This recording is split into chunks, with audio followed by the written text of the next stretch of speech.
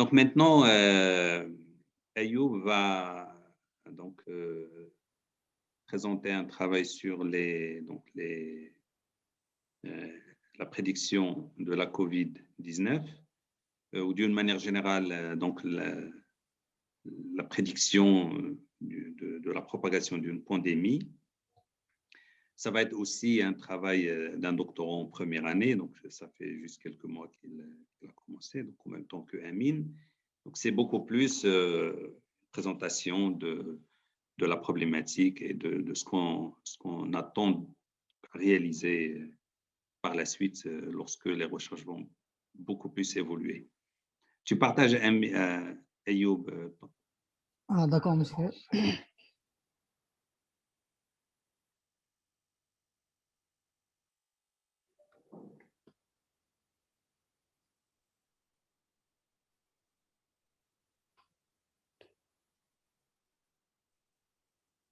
Est-ce que maintenant c'est bon, le partage? Là, c'est bon, frère, Donc, là, bonjour. c'est bon. Oui. Donc, aujourd'hui, je vais présenter des notes sur des études avec les modèles basés sur les réseaux de neurones concernant la propagation de COVID-19. La récente épidémie de COVID-19 a touché des millions de personnes dans le monde entier et a posé un défi très important aux soins de santé pour contrôler la propagation de cette maladie ou bien de cette épidémie. Donc, de nombreuses études récentes ont exploité le machine learning et l'intelligence artificielle pour faire les prédictions sur la propagation du COVID-19.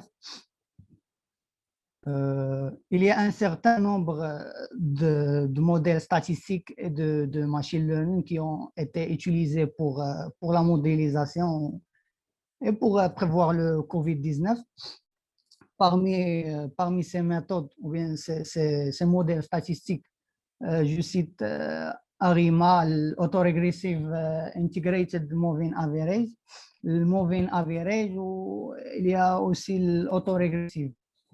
Donc, ces modèles ils dépendent énormément d'hypothèses.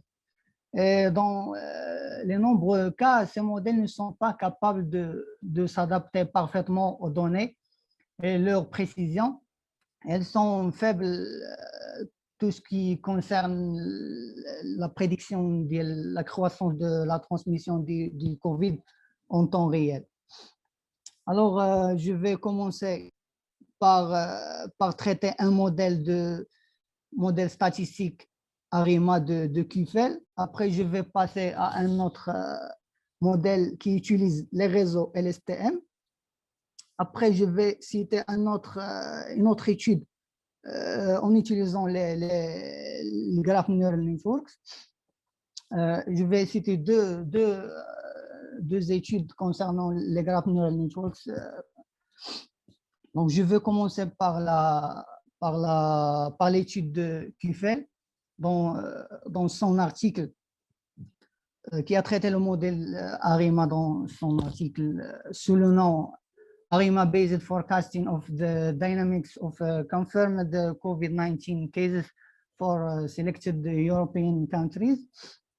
Elle a étudié l'efficacité du modèle ARIMA pour prédire la dynamique du COVID-19 dans certains pays européens. Et aussi, elle a présenté l'utilité du modèle ARIMA avec les paramètres, comme vous savez, ARIMA, les paramètres P, D et Q, le P égale à 1, D égale à 2 et Q égale à 0. Donc, les paramètres de ARIMA, le P qui représente l'ordre de l'autorégressive, et le D qui est égal à 2, c'est le nombre de différenciations nécessaires pour rendre la série temporelle stationnaire. Et le Q qui est égal à 0, c'est le moving average, l'ordre de moving average. Donc, ce modèle-là prédire la dynamique des cas de COVID-19 dans les différents stades de développement de la pandémie. Donc, alors, ce modèle-là a été estimé pour 32 pays européens. Donc, ces 32 pays européens présentant les niveaux d'infection les plus élevés pour 6 échantillons et des prévisions pour 7 jours ont été faites, c'est-à-dire pendant une semaine pour chaque échantillon. Donc, voilà la formule du modèle RIMA. On peut dire que c'est une concaténation avec l'autorégressive et le moving average avec les erreurs. Donc, je vais passer à une autre étude de Shimura et Zhang qui ont utilisé les réseaux LSTM pour la prédiction des nombres des cas confirmés de COVID-19 au Canada, avec un article qui s'appelle Time Series Forecasting of COVID-19 Transmission in Canada using LSTM Networks. En effet, elle utilise des réseaux LSTM en modifiant les connexions internes. Ils ont établi des connexions alternatives entre les cellules d'entrée et de sortie. Et ce type de connexion aide à préserver les composantes spatio-temporelles et aussi à transférer les informations historiques aux unités suivantes. Et dans les portes, elles utilisent la fonction sigmod. C'est pour avoir des valeurs entre 0 et 1. C'est pour transmettre les valeurs positives aux portes suivantes pour avoir une sortie qui est claire. Ils ont prédit le point final possible de l'épidémie vers juin 2020 et ils ont comparé les taux de transmission du Canada avec ceux de l'Italie et des États-Unis. Alors, donc les réseaux LSTM, ils ont la capacité d'aborder les limites des techniques traditionnelles de prévision des séries temporelles en adaptant les non-linéarités de l'ensemble de données. Et ils peuvent aussi donner des résultats de pointe sur les données temporelles. Chaque bloc de l'LSTM fonctionne à un pas de temps différent et il transmet dans sa sortie au bloc suivant jusqu'à ce que le bloc LSTM final génère la sortie séquentielle.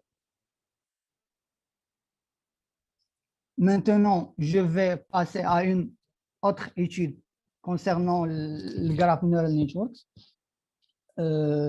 Kapoor et al. Ont utilisé le Graph Neural Networks pour la prédiction du nombre des cas confirmés de COVID-19 dans les régions des États-Unis, en s'appuyant en travaillant avec les données de mobilité, donc la mobilité humaine. Dans leur article sous le nom de Examining COVID-19 Forecasting Using Spatio-Temporal Graph Neural Networks. En effet, ils construisent un réseau de graphes, un réseau spatio-temporel de graphes, qui est capable d'apprendre la dynamique complexe inhérente à la modélisation des maladies. Les nœuds représentent la mobilité humaine au niveau de chaque région les États-Unis. Les arêtes spatiales représentent le mouvement d'une région à une autre. Ils sont pondérés en fonction des flux de mobilité normalisés par rapport aux flux internes. Les arêtes temporelles représentent simplement des connexions binaires au jour passé. Le graphe se présente sous la forme de 100 couches empilées. Chaque couche représente le graphe de connectivité de la région pour la journée. La couche inférieure représente le 22 février 2020. Le 22 février, c'est la date où les cas ont commencé à apparaître dans les États-Unis. Et la couche supérieure représente le 31 mai 2020. Alors, chaque nœud de chaque couche possède des arrêts directs vers les 7 nœuds qui le précèdent directement dans le temps. On parle ici d'une semaine d'information temporelle. La convolution, ils ont utilisé le modèle Skip Connection. Vous voyez sur la figure.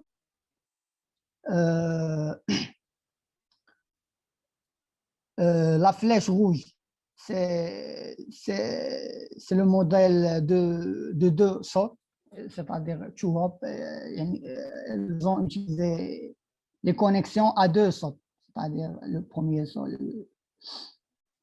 Donc, plusieurs couches d'agrégation spatiale sont utilisées sur les vecteurs d'intégration temporelle.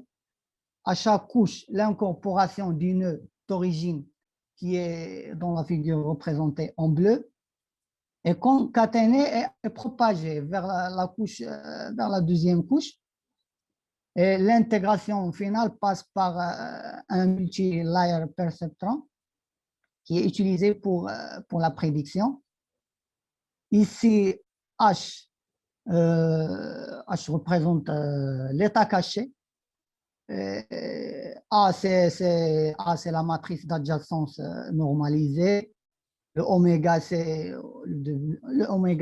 la matrice des poids. Et ce symbole, c'est l'opérateur de concaténation. Et ici, P, c'est la sortie de prédiction qui est égale le multi-layer perceptron de H avec S saut, avec un nombre S de sauts qui est utilisé. Maintenant, je vais passer aux données dataset utilisées dans cette étude. Elles ont utilisé deux ensembles de données. Le premier ensemble, c'est the Aggregated Mobility Research Dataset. Donc, il nous aide à comprendre la quantité de mouvements.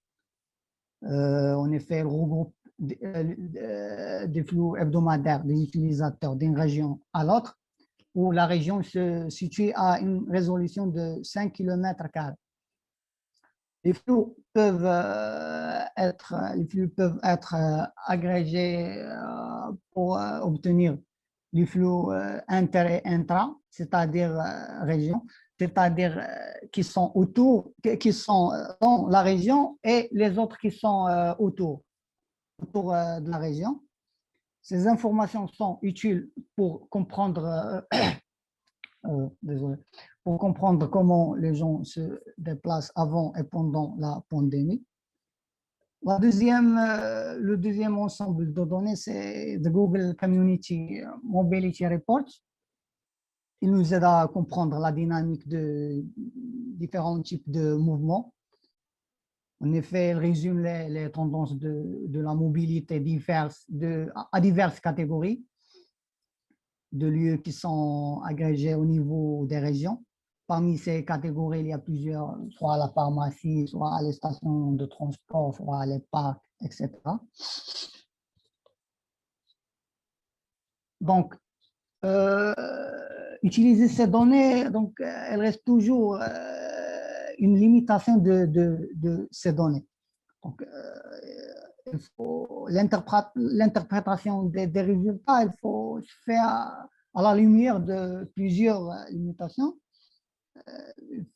Il faut être interprété à la lumière que les données de mobilité fournies par Google se limitent juste aux utilisateurs ayant un smartphone et qui ont choisi d'utiliser la fonction GPS, la fonction d'historique de localisation de Google, qui est par défaut est désactivée. Deuxième point, c'est le deuxième point, ces données peuvent ne pas être représentatives de l'ensemble de la population. Et il peut que leur représentativité peut varier selon le lieu. Maintenant, voilà le résultat. Donc, ce résultat de cette étude, donc, ils ont utilisé le baseline, اللي منهم ARIMA, منهم aussi LSTM et sequence to sequence pour évaluer ce modèle qui est basé sur les graph neural networks. Comme vous voyez dans le tableau, les résultats, c'est les GNN ont un bon résultat pour la prédiction. En comparant par les modèles non mobilité ARIMA ou ARIMA aussi, de même pour les LSTM, de même pour séquence to séquence. Donc, je vais terminer par cette étude de Panagopoulos et les autres auteurs qui ont proposé un modèle pour apprendre la dynamique derrière l'évolution de Covid-19. Donc, ce modèle qui s'appuie sur le pouvoir des graph neural networks et leur capacité à encoder les informations temporelles. Cet article qui est sous le nom de Transfer Graph Neural Networks for Pandemic Forecasting, elle utilise le Message Passing Neural Networks plus les réseaux LSTM. D'ailleurs, le Message Passing Neural Networks, c'est un modèle de réseau de neurones qui est spécialement conçu pour fonctionner sur les graphes. Donc, afin de tirer parti de la corrélation temporelle entre la cible et les cas confirmés dans le passé. Donc, ils ont construit une version de série temporelle en utilisant les différents instantanés du graphe de mobilité. Donc, G1 jusqu'à GT correspond à une séquence des instants temporels de 1 à T. Il utilise le modèle message passing, la technique message passing neural network à chaque pas de temps pour obtenir une séquence de représentation de H1 vers HT. Ces représentations sont ensuite introduites dans un réseau LSTM qui peut capturer les dépendances temporelles à longue portée dans les séries temporelles. Il faut attendre à ce que les états cachés du LSTM capturent la dynamique de propagation basée sur les informations de mobilité encodées dans les représentations des nœuds. Dans le réseau LSTM, il utilise une pile de 2 couches LSTM. Alors, les nouvelles représentations des régions correspondent à l'état caché du dernier pas de temps de la deuxième couche LSTM. Et ces représentations sont ensuite transmises à une couche de sortie. Ce modèle il rassemble à d'autres tentatives de prédiction qui utilisent les spatio-temporels, mais au lieu d'être convolutif, il utilise les couches de message passing, le passage des messages. Donc, la deuxième chose, elle utilise le message passing neural networks plus le transfer learning en utilisant un modèle meta-learning. Donc, pour transférer un modèle de propagation de la maladie dans un pays où l'épidémie a été stabilisée à un autre pays où la maladie est à ses débuts. Et voilà. Donc, merci.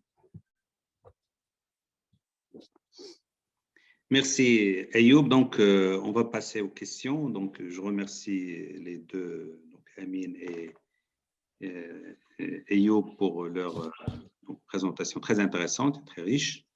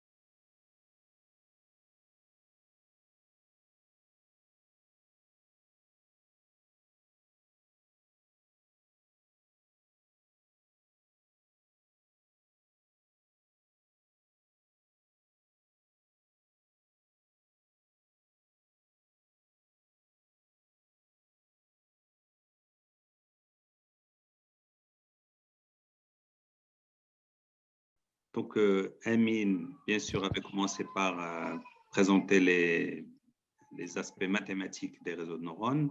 Et puis, Ayoub a donc montré comment les réseaux de neurones peuvent être utilisés pour la prédiction de la propagation d'une pandémie, et en particulier celle de la COVID-19, en présentant quelques travaux de recherche très, très récents.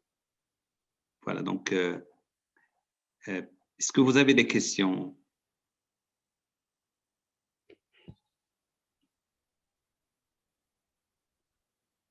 Donc, je vois dans la messagerie, donc s'il vous plaît, pour travailler avec les réseaux de neurones, on choisit une fonction d'activation et on essaie de trouver les poids qui la minimisent. Est-ce que c'est ça le travail à effectuer?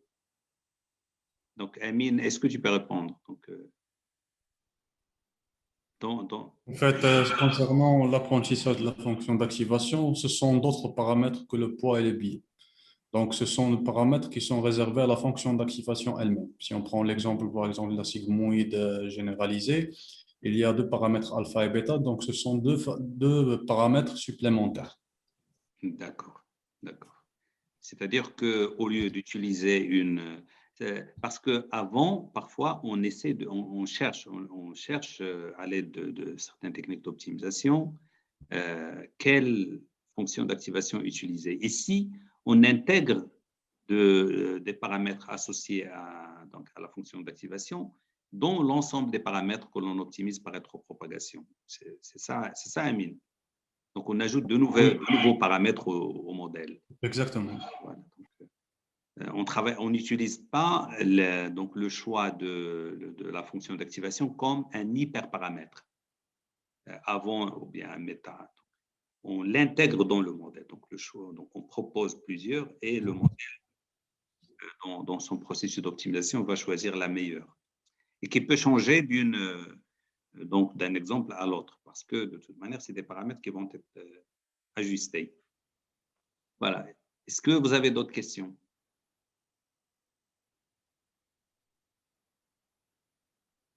Est-ce que parmi les participants, il y a des gens qui travaillent sur soit sur la propagation de la COVID ou d'une pandémie, ou alors sur les architectures, les modèles? Est-ce qu'il y a parmi les participants des gens qui, dans les travaux de recherche, sont proches de ce qui a été présenté aujourd'hui?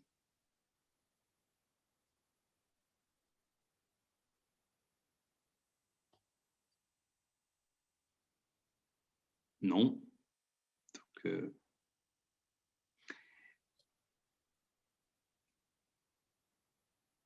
Donc, s'il n'y a pas de... Donc, moi, je vais poser une ou deux questions, en particulier au début pour Amine.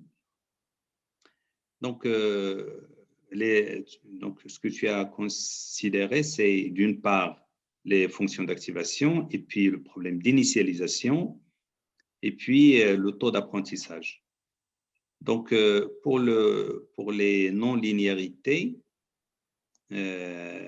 pour les fonctions d'activation, tu as dit que finalement, il se peut qu'il n'apporte pas grand-chose. C'est-à-dire le fait de travailler dessus. J'aimerais bien, si tu peux même afficher ta présentation. Donc, Ayoub, tu fermes. Ouais, d'accord. En fait, ça dépend des architectures. Je vais partager mon écran. Tu partages et tu nous montres parce qu'il y avait beaucoup de choses dans les présentations et j'aimerais bien les revoir pour les fonctions d'activation. Et donc tu reviens à la diapositive d'avant, celle, voilà, ici. Tu nous montres, ça c'est un peu le standard. Ça c'est les fonctions d'activation standard. Donc, nous avons bien sûr la sigmoïde, la tangente hyperbolique, la relue, etc. Mais tu essaies d'ajouter des paramètres pour que le modèle lui-même, en fonction des exemples, en fonction, il ajuste les paramètres. Donc, tu nous montres la diapositive suivante. Ce qu'on doit comprendre tout d'abord, c'est que les fonctions d'activation permettent d'ajouter des non-linéarités au modèle. Parce qu'un réseau de neurones, s'il n'y a pas de fonction d'activation, ça va être seulement des matrices multipliées par des vecteurs.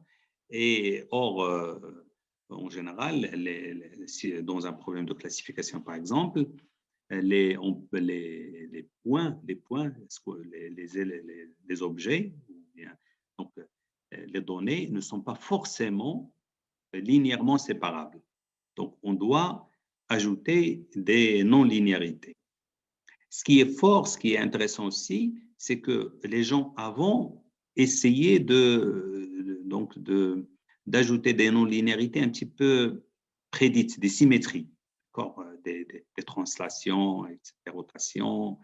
Mais on a découvert que ce n'est pas suffisant, que les réseaux de neurones et les fonctions d'activation telles qu'ils sont présentés ici, avec les fonctions, les linéaires, donc un peu le poids multiplié par les données, donne des résultats extraordinaires par rapport à ce que les gens avaient essayé de faire avant.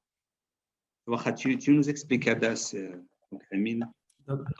D'accord. En fait, la différence dans la performance, ça dépend des architectures. Mais Par exemple, si la performance, déjà, tu nous expliques donc les paramètres. Tu nous expliques, parce que beaucoup d'étudiants ne sont pas forcément… Donc, voilà. La sigmoïde généralisée, par exemple. Normalement, nous, on a une sigmoïde qui est 1 sur 1 plus exponentielle moins x. Oui. Lorsque on ajoute le bêta et le alpha, fait l'expression sigma alpha bêta de x, nous avons une autre sigmoïde. Tu aurais dû dessiner, par exemple, l'effet de bêta. C'est quoi l'effet de bêta?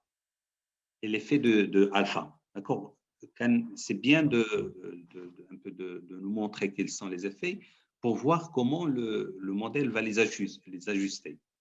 On sait très bien que si bêta est grand, ça veut dire que si bêta est grand, ça veut dire que sigma alpha bêta de x va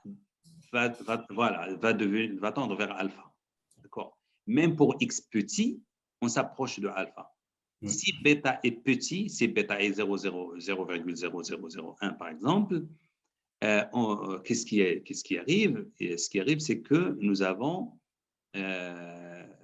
exponentielle de moins bêta x. Qu'est-ce qui lui arrive pour x? Donc, ça rend le… Normalement, si bêta est grand, positif est grand, et x est positif est grand, qu'est-ce qui arrive? Si x égale à 1 et bêta est grand, ça fait tendre vers alpha. Mais si bêta est très petit, qu'est-ce qui se passe? Si bêta… Voilà, d'accord. Si bêta est petit, c'est l'inverse, ça va tendre vers 0, c'est ça? Oui. D'accord. En tout cas, donc, en jouant sur alpha bêta, on change la forme de la sigmoïde. D'accord. Bien sûr, si alpha est petit, normalement, le alpha, ça change l'intervalle. Au lieu de 0,1, on va de 0 jusqu'à alpha. C'est ça. Le alpha qui est… D'accord. La tangente hyperbolique, c'est un petit peu la même chose. Donc, il y aura le alpha. Au lieu de moins 1, on va se situer entre… la sortie va se situer entre moins alpha et alpha. Et puis, bêta va faire en sorte que on va tendre vers 0 plus ou moins rapidement, ou bien vers alpha plus ou moins rapidement. Si bêta est grand, ça veut dire qu'on va se diriger vers alpha et x est positif, alors on s'approche de alpha rapidement, si bêta est grand. Sinon, on va se rapprocher de alpha lentement. Donc, ça régule un petit peu, ça modifie le comportement des fonctions d'activation. Et comme on sait que les fonctions d'activation doivent dépendre du problème qui est posé, Ils ne sont pas forcément… on veut les adapter, on veut les ajuster. Donc, on va, au lieu de modifier les fonctions d'activation, on va modifier les paramètres, en gros. Donc, dans le premier cas, fonction d'activation standard paramétrée, et dans le deuxième cas, ce sont des fonctions d'activation par combinaison. Ça veut dire quoi par combinaison? Ça veut dire l'utilisation de plusieurs fonctions d'activation en combinaison avec des paramètres aussi d'apprentissage. D'accord. Voilà. Donc, on utilise par exemple le relou flexible, mais une combinaison des relous flexibles qu'on a montré dans la première famille. D'accord, c'est ça. Donc deuxième approche, nous allons mélanger plusieurs fonctions d'activation et le modèle, en fonction des exemples, en fonction des erreurs, dans la phase de rétropropagation, il va adapter le alpha pour dire quelle est la fonction qu'il va utiliser. Par exemple, si alpha égale à 1, dans le premier cas, fonction d'activation mixte, donc si alpha égale à 1, ça veut dire qu'il va choisir la L relue. D'accord? Sinon, si alpha égale à 0, il va choisir la deuxième, la I élue. D'accord, donc je pense que c'est clair. C'est clair? C'est clair. Donc, je pose la question parce que je veux que les étudiants, que les chercheurs aussi réagissent. Voilà, donc voilà. Mais Amine a dit quand même que le travail sur les fonctions d'activation, il peut être important, mais pas beaucoup. Pas beaucoup. Donc, il suffit d'ajouter une couche cachée ou deux couches cachées pour qu'on ait une architecture ou un modèle très performant. Mieux que si on ajuste les paramètres des fonctions d'activation. Par exemple, ici, on a la preuve de ce que vous venez de dire. C'est pour l'architecture, par exemple, ici, dans 2.121. Donc, il n'y a pas une grande différence, par exemple, entre le ReLU et l'APLU, qui est une fonction d'apprentissage. 1,64% de… Il n'y a pas vraiment une grande différence. Oui, on ne gagne pas grand-chose. Il suffit d'ajouter des neurones dans la couche cachée, l'état caché. Oui, justement. Et d'ailleurs, c'est pour ça que nous avons besoin d'une compréhension, et ça, on va y aller doucement, une compréhension de ce qui se passe dans le réseau, dans l'architecture. Pour décider qu'est-ce qui va être intéressant d'optimiser et ce qui n'est pas forcément intéressant à optimiser. Si tu passes à l'optimisation par problème d'optimisation, pas celui-là, le dernier. Par exemple, le taux d'apprentissage, c'est que dans la rétropropagation, on calcule le gradient et puis il n'y a pas la formule ici quelque part. La formule. Non, il n'y a pas la formule.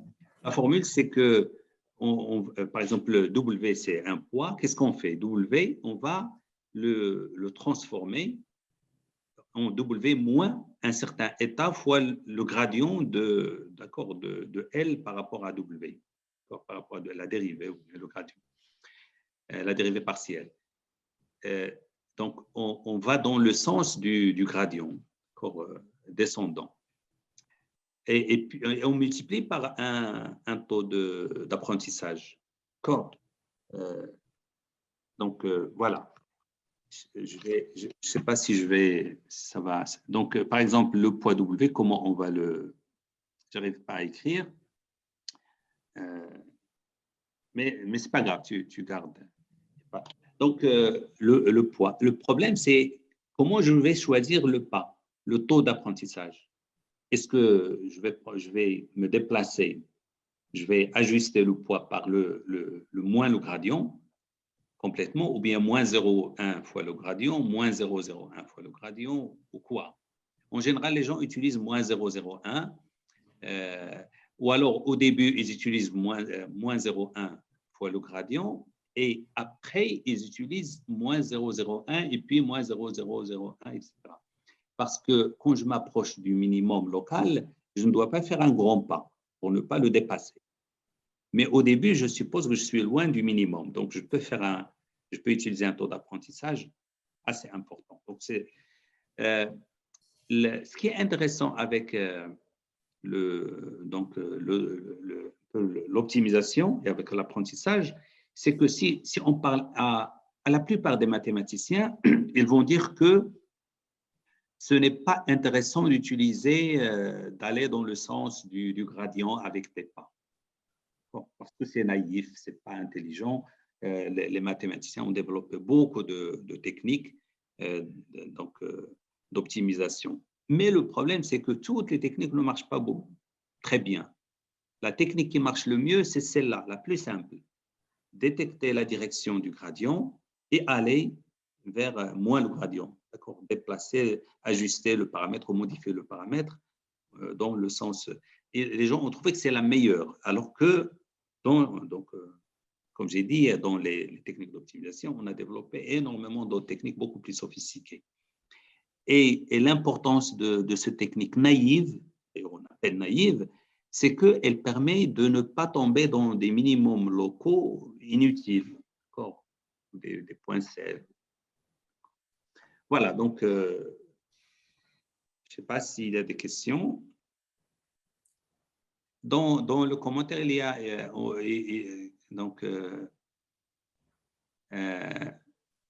Docteur Meriem nous dit tangente hyperbolique de x égale à alpha 1 moins exponentielle moins bêta x et non pas 1 plus exponentielle moins bêta x. C'est une erreur. C'est un moins. Donc, on a fait le numérateur pour que… Voilà, il y a une erreur, il faut qu'il y ait… Et là, peut-être la souris ou la chenou, tu écris, dire moins, il a qu'un explique. Voilà, c'est mieux. Voilà, donc nous avons… bien sûr, on a une tangente hyperbolique qui est aussi paramétrée. Voilà, donc, je ne sais pas s'il n'y a pas de questions. On vous remercie. La semaine prochaine, nous aurons Rachid et Ilfels aussi, donc le doctorant de l'Université Hassan Ier. On va, Rachid va parler du NLP. Et Oumeima va parler des réseaux, les réseaux en capsule. J'avais dit Rachid va parler d'analyse des sentiments pendant la COVID-19 et puis il va utiliser certainement les NLP, Natural Language Processing, pour analyser les sentiments. Voilà, donc je vous remercie s'il n'y a pas de questions, s'il n'y a pas de complément aussi. Pour Amine, on n'a pas posé de questions à Ayoub, mais on laissera parce que… Seulement une petite remarque par rapport à Ayoub, c'est que, et pour les participants, les LSTM permettent, donc, puisqu'ils permettent de traiter tous les systèmes qui évoluent dans le temps, tout système qui évolue dans le temps, en particulier la propagation, puisqu'il évolue dans le temps. Donc, on parle de série temporelle ou de spatio-temporelle.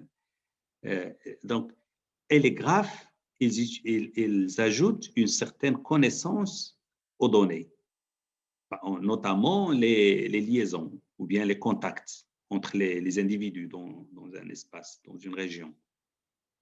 Donc, il n'y a pas de contradiction. Ils se complètent. Donc, on peut et d'ailleurs, c'est ce que Ayoub a présenté vers la fin.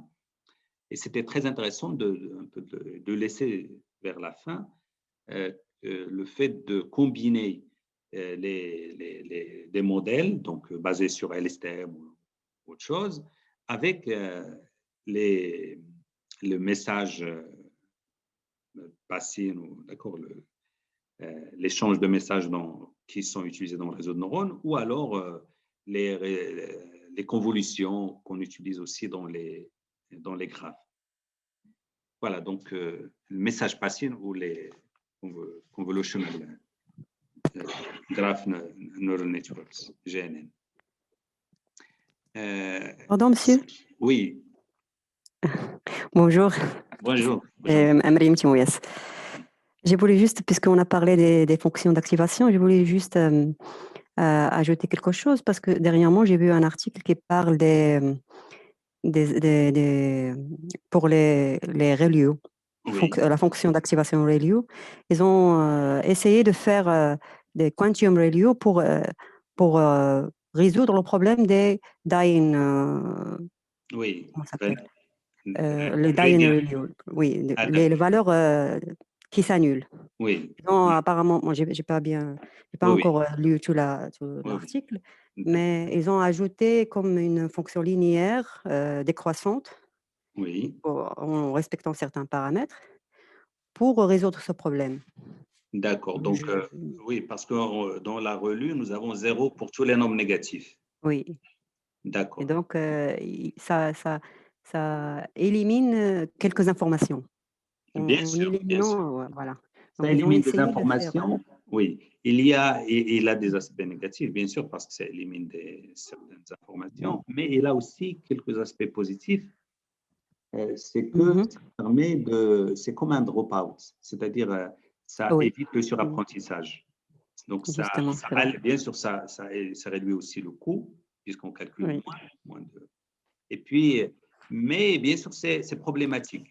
Et je pense on va s'orienter beaucoup plus vers, on dit task, je sais pas, task, donc adapté aux tâches. Oui. Il est Trop difficile de dire, voilà, de adapté aux données. trancher, de dire, voilà, la relue, c'est toujours bien ou c'est mauvais. Ça va dépendre. Et donc, ce qu'a présenté Amine est intéressant parce que l'idéal, c'est de laisser l'algorithme apprendre et décider de lui-même comment gérer les. Donc, par exemple, la méthode que vous dites avoir vu dans un article, on peut l'ajouter avec un coefficient, avec alpha. Donc, ça va être Oui. alpha, c'est là, plus bêta, la relue simple, et puis laisser donc l'algorithme ajuster la valeur de alpha en fonction de ses besoins, des erreurs qu'il commet quand il utilise une ou l'autre. Oui. Oui, ça peut être intéressant. Oui, c'est vrai. Voilà, merci. Merci à vous. Merci à vous. Je ne sais pas s'il y a des questions, d'autres questions. Et comme j'ai dit, c'est intéressant d'analyser, de voir un peu les relus et les fonctions d'activation et le taux d'apprentissage, mais il est beaucoup plus intéressant, et ça on va y aller doucement, d'avoir un recul et de décider de l'architecture complète, de l'approche complète. Les gens aujourd'hui commencent à parler de réseaux bayésiens et puis à utiliser la théorie de l'information, la physique statistique, et des choses très riches et qui vraiment bouleversent et permettent, comme a dit Amine, on gagne énormément en termes de précision, de performance, au lieu de rester donc dans les détails d'un réseau, d'une architecture qui est définie. Ça ne veut pas dire que ce n'est pas intéressant, mais on doit voir les deux. Et voir ça parce que, regardez, dans un réseau convolutionnel, dans un réseau de neurones convolutionnels, qu'est-ce qui se passe? On prend donc et aussi dans les GNN qui ont été présentés par Ayoub ici, utilisés par Ayoub. Donc, au début, on s'intéresse à des choses locaux, à l'aide des filtres. Dans la couche suivante, convolutive, on va s'intéresser à quelque chose de plus large. Et au fur et à mesure qu'on va dans le réseau de neurones, vers la sortie, on va s'intéresser à des choses beaucoup, beaucoup plus larges, puisqu'on combine, puisqu'il y a une combinaison dans le réseau convolutif. Donc, de la même manière, dans les architectures de réseaux de neurones, ce qui est intéressant, c'est de voir ce qui se passe au niveau des fonctions d'activation, fonction du taux d'apprentissage, etc. Mais après, voir qu'est-ce qui se passe dans les liaisons entre les couches. Et puis après, dans les liaisons entre beaucoup de couches. Et puis, une sorte de LSTM, mais appliquée aux couches. D'accord? Comme une série temporelle. Et puis, voir un peu qu'est-ce qui se passe, toute l'architecture. Qu'est-ce qui se passe? Est-ce qu'on fait passer des données? Est-ce on peut juger de l'information d'une. D'accord, donc il y a des aspects intéressants. Donc, il faut qu'il y ait un axe d'échelle, d'accord, à analyser et peut-être à combiner. C'est-à-dire combiner ce qui se passe au niveau d'une couche à l'intérieur, des fonctions d'activation, avec ce qu'on fait à l'extérieur lorsqu'on propage les données entre les couches. Voilà, donc je pense, merci à tout le monde et à jeudi prochain. Merci. Alors, au revoir. Merci.